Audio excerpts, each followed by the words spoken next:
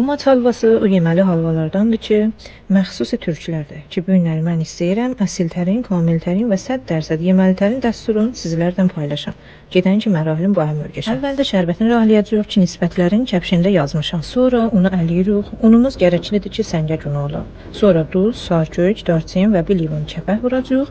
Bunları baham qarışdırandan sonra asta-asta sütünü izafə eləyəcəyik. Əlimizlə qəşəng oyarıq ta umaç şəklinə çıxar. Sonra bir dənə qorapalan köməyi ilə umaclarımızı bir əndazədə çıxardıq. Bir dənə təmiz parçanın üstünə sərib bir saat icazə verəcəyik ki, quruyaq. Sonra tavamızın içinə mayə və camid yağı töküb qızandan sonra umaclarımızı izafə eləyəcəyik. Əvvəl bir saatda asta-asta qarışdıracağıq ta umacımızın rütubəti çıxır ki, qızarmağa başlayır, tez-tez qarışdıracağıq. O zaman ki, halvanız yağ pəs verdi, onda şirəsini tökəcəyik. Şirəni 3 mərhələdə bir dənə istil süzgəcdən keçirdə-keçirdə halvamıza izafə eləyəcəyik. Bu qismətdə biraz güc lazımdır ta qəşəng şirəni həlvanın canına verək. Gördünüz ki, qəşəng halva tavanın kəfindən rahatçılıqla ayrıldı. O zaman bilinir ki, şirəsi yetərlidir. Bu halvanın neçə dənə mühüm nöqtələri vardı ki, tövzihatında hamısını yazmışam. Ümid edirəm ki, cürrüyasınız və mənə də xeyir dualarınızdan əsirgə eləməyəsiniz. Ömrünüz uzun.